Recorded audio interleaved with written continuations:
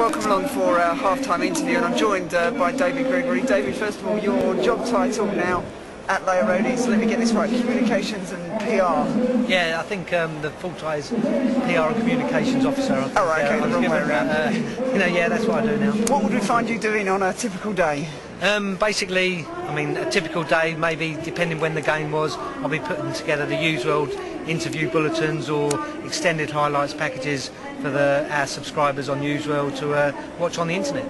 Now, you played for Colchester United between 1995 and 2002. What are your memories of Layer Road as a player? Well, it's always like a tight ground to play in. I mean, over the years, the pitch has got better year on year. I mean, it'd be nice to play on it when it was as good as it is now. There were different areas of the pitch that were a bit wet and sticky, shall we say. Yeah, some great memories, some great games here, and none more so than under the lights. And I know you scored a very famous goal at Wembley. What would you say was your favourite moment playing for Colchester United? Would it have been that at Wembley, or would it have been here at Layer Road? I think obviously the Wembley one was the most important, but you know, sort of 2 or 3 weeks before that, we had the second leg here at Barnet under the lights, and we were losing 1-0 from the first leg, and we managed to win 3-1 here at Layer Road, and I scored 2 of the goals that night that got us to the final. Now, we normally ask people how long they've been coming to Layer Road. If I was to ask you the same question, what would you say? Well, I could say I was here, I think it was 76, 77, when, for the first time, when Derby came down for a cup game. And then after that, I came to one of the Man U games when they were down there. But then, of course, as soon as I left school in 86, it was up the road to Portman Road to start an apprenticeship at Ipswich Town. And then I came to the odd game here with friends, and then started my career here in December 95. So when you have stood here or sat here, whereabouts have you been in the ground? I think I was right over where the family enclosure is now, is where I watched those 2 or 3 games. I watched late 70s and then into the 80s.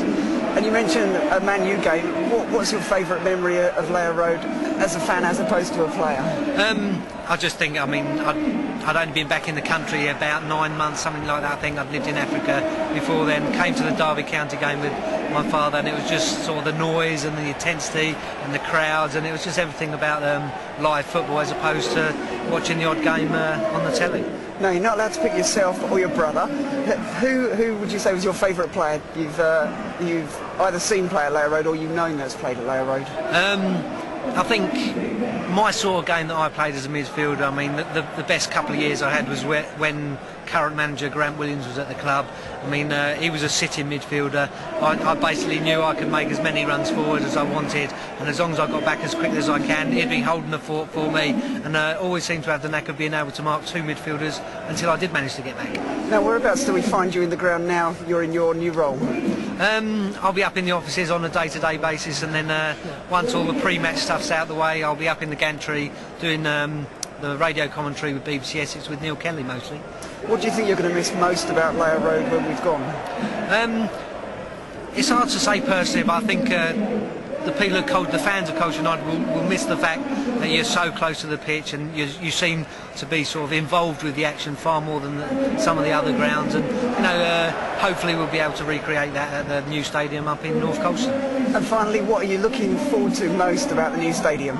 I think it's generally, I mean, the fact that everyone moans about the facilities, all the away sort of media people moan about it. I think we did have comments the last season about, you know, how can this club even be in the Championship? How can they shouldn't be allowed? It's a shed basically.